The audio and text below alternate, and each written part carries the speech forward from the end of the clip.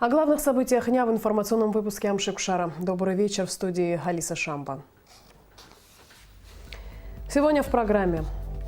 Закон об электроэнергетике принят. Парламент Абхазии принял документ в окончательном чтении.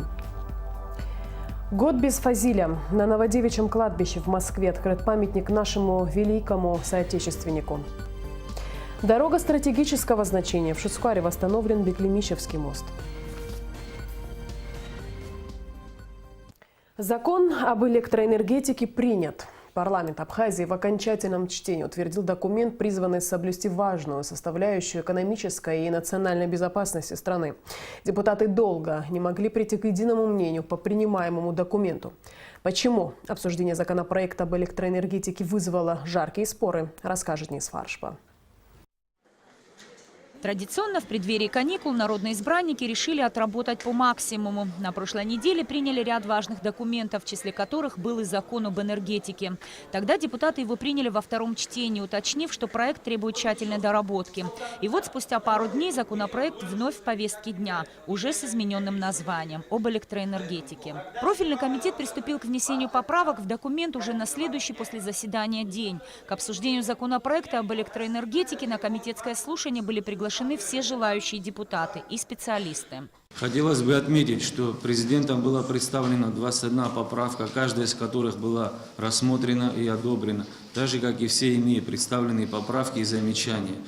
В связи с вышеизложенным представляю на ваше рассмотрение законопроект в третьем чтении. Настоящий законопроект призван обеспечивать экономический суверенитет Республики Абхазия посредством исключения рисков утраты права собственности на стратегически важные объекты, обеспечивая жизнедеятельность населения, достижение стратегических задач, стоящих перед нашим государством. Несмотря на всю согласованность позиций, при обсуждении документа на заседании возник ряд спорных моментов. Ранее на комитетском слушании депутаты пришли к единому мнению о том, что объекты, мощность которых выше 20 мегаватт, приватизации не подлежат. Они должны оставаться в собственности государства. Давайте, прежде чем ставить на голосование, проведем слушание, проведем консультации. Объясните, почему? Да, почему мы вдруг говорили за один документ, а сегодня мы встречаем уже другой документ. Это призвано для того, чтобы блокировать этот законопроект. Мы категорически не согласны с этим решением. Депутаты высказали недоумение по поводу изменения размера мощности и генерации энергетических объектов и потребовали объяснений по этому поводу. Есть люди, которые вложили туда средства, привели ее в более-менее порядок. Там, значит, 19 с чем-то мегаватт. И здесь вот ребята в комитете, которые есть, Дмитрий Григорьевич и остальные, внесли именно для того на комитете, чтобы дать возможность не более 20 не подлежит приватизации, а за 20 люди уже вложили средства, были и так далее. Дать возможность им, как говорится, довести дело до конца. И тем более, что это никак не влияет. И на комитете все это проголосовали, сказали «за». Так же было. А сейчас что? Я спрашиваю, когда наступило прозрение? Когда за 3 дня, за 4 дня вот такие вопросы не обсуждаются. Не надо торопиться, мы просили, не надо выносить. За 3 дня до окончания нашей весенней сессии вынесли. Ребята хотели делать как лучше. То есть была какая-то угроза, кто-то распространил какие-то слухи, что все, что у нас есть, будет продано. Мы говорим, подождите, разберемся. Нет, значит, ребята на такой позиции были, но зато потом посмотрели другие законы. Оказывается, они не правы, они признали, что не правы. Спикер Валерий Кварча не раз предлагал завершить обсуждение, однако депутаты не хотели голосовать, пока не будут сняты все вопросы. И тогда Наталья Смыр предложила внести поправку. Те самые 20 мегаватт изменить на 5. Концептуально стоит вопрос о приоритете государства в этом вопросе. Да? То есть, и там предусматривается государственно-частное партнерство. И статья об инвестиции, глава 6 и пункт 1 не позволяет применить данную статью, если будет этот объект, дано будет разрешение на приватизацию. Государственно-частное партнерство не будет применено к данному объекту. Вот основным вот таким моментом отношения и принятия вернуться к 5 мегаваттам мегаваттов. Вот побудительным моментом явилась вот эта статья об инвестициях. Это предложение усилило дискуссию, одной из причин которой стал Сухум-ГЭС. Теперь этот объект, согласно новой трактовке законопроекта, нельзя будет приватизировать. В случае, когда мы записали 20 мегаватт, предполагается, что Сухум-ГЭС подлежит приватизации. Чтобы вы все понимали, чтобы снять вот эти кривотолки о том, что кто-то хочет что-то продать, что этот законопроект делается для Сухум-ГЭСа, мы говорим, что мы возвращаемся к 5 мегаваттам, свыше 5 мегаватт – это государственно-частное партнерство. То есть мы снимаем только этот вопрос. На самом деле закон не только о Сухум-ГЭСе. Закон чуть-чуть шире. Валерий Кварча поставил на голосование поправку, которую предложила депутат Натали Смыр. В итоге депутаты приняли и эту поправку, и законопроект в целом в 3-м и 4-м окончательном чтении. Документ вступит в силу в полном объеме 1 января 2019 года. Депутат Баталтапагу выразил свое несогласие с решением коллег и покинул зал заседаний. Основная цель и задача вот этого сырого закона, который мы сейчас принимаем, архаического, как я его назвал, только в одном, чтобы закрепить за государством Ингургэс, закрепить сети энергетические и так далее. Но мелкие ГЭС, которые страна не может, не в состоянии и невыгодно экономически дать возможность инвесторам, если кто-то что-то может сделать, помочь. И все с этим были согласны. Ни один из депутатов против ничего слова не сказал. Более того, руководитель энергетической нашей отрасли тоже согласился с этим, ничего не было. Сегодня прямо на сессии вы видите, что творится. Все как будто первый раз это услышали. Вносится предложение и никакого обоснования, почему именно это так, никто не говорит. Нам нужны такие правила, которые хороши для всех, а не для того, что избран для одним, другим нельзя. Это неправильный подход. В общей сложности депутаты сегодня проработали меньше часа. С первыми звуками гимна страны официально завершилась весенняя сессия парламента. К работе народные избранники приступят 6 сентября.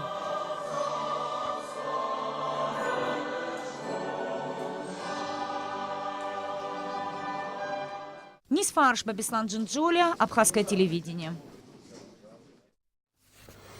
Сегодня в день годовщины со дня смерти выдающегося писателя Фазиля Искандера на его могиле на Новодевичьем кладбище в Москве открылся памятник, который создан на основе скульптуры, выполненной из натуры известным абхазским скульптором Мариной Эшба в 1966 году. На состоявшемся митинге министр культуры и охраны историко-культурного наследия Абхазии Эльвира Арсалия зачитала приветственное слово президента Республики Абхазия Рауля Хаджимба к участникам церемонии открытия памятника писателю. Фазиль Абдулович Искандер – выдающийся мастер слова, обогативший мировую художественную сокровищницу своими яркими произведениями, глубоко самобытным и многогранным творчеством. Открытие памятника в Москве на Новодевичьем кладбище в день годовщины со дня смерти писателя – это символ его бессмертия, вековечности, его идей и мысли, отмечается в частности в письме президента. В церемонии открытия памятника приняли участие родные и близкие Фазиля Искандера, руководство Союза писателей России, депутаты Московской Государственной Думы во главе с председателем Алексеем Шапошниковым, представители творческой интеллигенции, посольства Абхазии и России, почитатели творчества Фазиля Искандера, глава московской абхазской диаспоры Беслан Агырба, народная артистка Абхазии и России Хибла Герзмава. Сегодня здесь не просто открытие памятника, здесь собрались все те, кто любили, исследовали, занимались Фазилем Абдуловичем последние годы. И такой вот день памяти. И я уверена, что это только часть мероприятий. И в Абхазии создана комиссия по увековечению памяти. И в ближайшее время будет объявлен конкурс на памятник Искандеру уже в Абхазии. И его произведения, которые стали частью мирового культурного наследия, конечно, это самая лучшая память, которую он после себя оставил.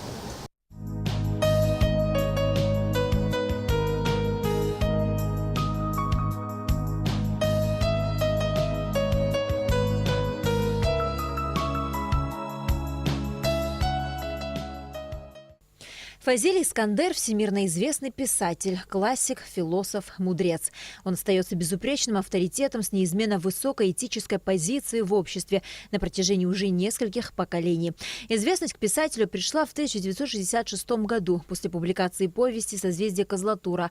Главные книги Искандера написаны в своеобразном жанре. Роман-эпопея Сандро из Чегема, эпос о детстве Чика, повесть-притча «Кролики и удавы», а также популярные повести «Поэт», «Стоянка человека», «Софичка». Сюжет многих его произведений разворачивается в селе Чегем, где автор провел значительную часть своего детства. Как общественный деятель и духовный авторитет общества неоднократно выступал в защиту малочисленных народов. Представитель маленького народа обладал гораздо большей жизненной энергией, чем представители большого народа. Представители большого народа, они как бы могут себе позволить некоторый исторический отдых, думая о том, что мы такие большие, среди нас всегда найдутся те, кто за нас решат проблемы. А представители маленького народа, и, скажем, интеллигенция маленького народа должна понимать, какая перед ней ответственность. Искандер восхищался поэзией Александра Пушкина и Иосифа Бродского, прозой Федора Достоевского и Ивана Тургенева. Он любил русскую литературу и считал себя русским писателем, много воспевавшим Абхазию. Многие наши писатели мне очень близки. Например, Бабель, которого сейчас как-то не очень часто вспоминают, но я считаю его замечательным стилистом, блестящим просто. И многие другие, Платонов, ну, конечно, Солженицын. Практически все произведения Фазиля Искандера разошлись на цитаты. По ним и по сей день снимают фильмы, ставятся театральные постановки. Фазиль Абдулович принял личное участие в съемках документального фильма «Апсны. Абхазия. Страна души», который вышел на экраны в 2010 году. Детские воспоминания оставили яркий след в творчестве Фазиля Искандера. Он говорил, что из мухи делает слона, но муха обязательно должна быть живой. То есть большинство героев его произведений имели реальных прототипов. Фазиль Абдулович часто сталкивался с непониманием со стороны друзей и знакомых, которые узнавали себя в его отрицательных персонажах. Искандер до последнего момента дополнял роман новыми новеллами, как в его памяти навсегда остались детали того времени. Компьютер писатель так и не освоил, и все произведения набирал по старинке, на печатной машинке. В 1983 году астроном Крымской астрофизической обсерватории Людмила Карачкина назвала в честь Фазиля Искандера астероид, за которым до сих пор можно наблюдать в космосе. Кроме того, еще при жизни писателя Московская библиотека семейного чтения была переименована в культурный центр Фазиля Искандера. А в 2009 году Национальный банк Республики Абхазия выпустил памятную серебряную монету, посвященную творчеству и общественной деятельности писателя. Память о Фазиле Искандере навсегда останется в сердцах тех, кому посчастливилось познакомиться с героями хотя бы одного произведения великого писателя.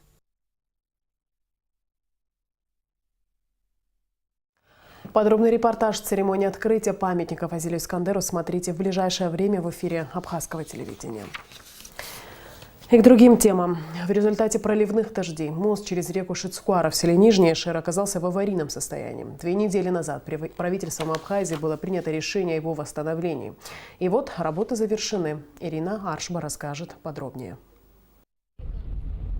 Дорога через село Нижняя Шера имеет стратегическое значение. Именно по этому маршруту во время Отечественной войны народа Абхазии к позициям абхазских бойцов подвозились боеприпасы и провизия. И сегодня эта дорога единственная, по которой можно попасть в Сухум, в случае, если главная трасса Псоу-Сухум будет перекрыта. Были установлены сроки и даны четкие поручения в кратчайшие сроки восстановить мост. Результат, как говорится, виден. На сегодняшний день, чтобы было понимание, не дай бог, что случись на нашей основной дороге, дорога, которая связывает нас со столицей, является именно это. И вообще в дальнейшем, я думаю, надо принимать какие-то определенные меры, которые позволят этой дороге функционировать как бы более эффективно. Мост через реку Шицкуара находился в аварийном состоянии уже несколько лет, а после проливных дождей, спровоцировавших оползни, ездить по нему стало небезопасно. 2 недели назад премьер-министр Беслан Барцец побывал здесь с инспекционной поездкой. Тогда было принято решение о восстановлении Беклемищевского моста и установке перил на другом, находящемся здесь же поблизости мосту. Работы были выполнены приблизительно в 2-недельный срок. Восстановлением этого моста занималось структурное подразделение госкомпании «Апснаргылара», это Абхазберегозащита. И, естественно, этим вопросом занимались специалисты, которые имеют огромный опыт в мостостроении. И, естественно, мы даем все гарантии на то, что длительное время этот мост прослужит. В настоящее время работы по восстановлению мостов в селе Нижняя Ишера завершены, и теперь автомобили проезжают по ним беспрепятственно. Ирина Аршиба, Алексей Гухава, Абхазское телевидение. Начались съемки киноальманаха на абхазском языке по новеллам выдающегося абхазского писателя Михаила Лакарба.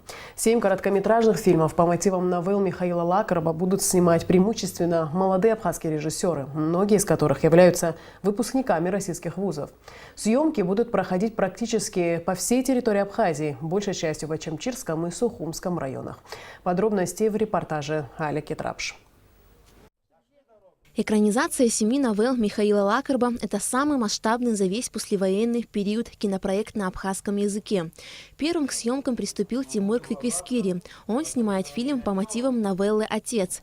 Сюжет произведения заинтересовал режиссера своей актуальностью, ведь проблема воспитания подрастающего поколения неизменно остра для всех времен и народов. Хочется обнажить какие-то проблемы, которые у нас сложились в обществе. Эти проблемы как раз у нас налицо, и мы с этим сталкиваемся. Я попытался выбрал ее и попытаюсь, конечно, рассказать о том, что у нас. Конечно, это будет не прямо в лицо, так скажем, в кавычках, в лоб, да, но косвенно эта проблема будет отражена. То, как написано у Михаила Лакарба, это притчивость такая, которая... То есть нужно было снимать либо в таком стиле притчи это все, но мне захотелось это более реалистичнее сделать. То есть вот история, сценарий, кино, вот такое. Поэтому я, конечно, чуть-чуть изменил. Ее не чуть-чуть, а изменил, в принципе, сценарий, добавил каких-то разворотов, но сути вот той, которая была вложена у Михаила Лакарба, я не тронул. Съемки фильма по мотивам новеллы «Отец» сейчас проходят в селе Чулоу. Затем их планируется продолжить в Кутоле. В картине снимаются около 20 актеров. Среди них есть как профессионалы, так и обычные люди. Аля Савицба в фильме исполняет одну из главных ролей – роль Ардашина. Я считаю, что посредством таких картин, посредством новелл, в первую очередь у молодежи, у молодых людей будет возможность познать и увидеть воочию свои традиции, обычаи, культуру и свою историю. По поводу образа, наверное, по поводу героя, которого я играю, есть определенные сложности, потому что внутреннее состояние этого героя и мое немножечко расходятся. Но учитывая, что это, в принципе, моя профессия, и то, что это актерская игра, в принципе, я думаю, пока получается и справляюсь неплохо. А в Тхуарчале параллельно идут съемки другого короткометражного фильма по мотивам новеллы «Братья». Режиссер Наур Гармелия. По его словам, выбор пал на данную новеллу, так как она ему близка по духу. Съемки фильма начались 2 дня назад. В нем задействованы 8 актеров. Сейчас съемочная группа работает в городе. Позже съемки продолжатся в горах. У нас маленькая съемочная группа, потому что нам нужна такая мобильность, ну и бюджет, соответственно. И мы будем снимать в горах, то есть это палаточный лагерь. 4 дня мы планируем снимать в горах. И у нас маленькая группа, самые необходимые члены группы и 2 актера. Финансовую поддержку в экранизации новелл Михаила Лакарба оказала компания «Амобайл». На проект выделено более 2 миллионов рублей. Я думаю, что каждый режиссер внесет в эту работу что-то свое. Наверное, там будет что-то новое, современное. Но это такие талантливые люди, мы в них верим. И верим, что этот проект будет очень интересным. Мы с нетерпением его ждем, я думаю, как и наши зрители. Съемки киноальманаха по новеллам выдающегося абхазского писателя Михаила Лакарба завершатся в ноябре нынешнего года. Али Кетрапш, Михаил Братухин, Абхазское телевидение. Ну и в конце выпуска, как обычно, о погоде. По сообщениям синоптиков, завтра в Абхазии ожидается ясная погода. Температура воздуха ночью плюс 26-28, днем 29-33 тепла. Температура моря плюс 26.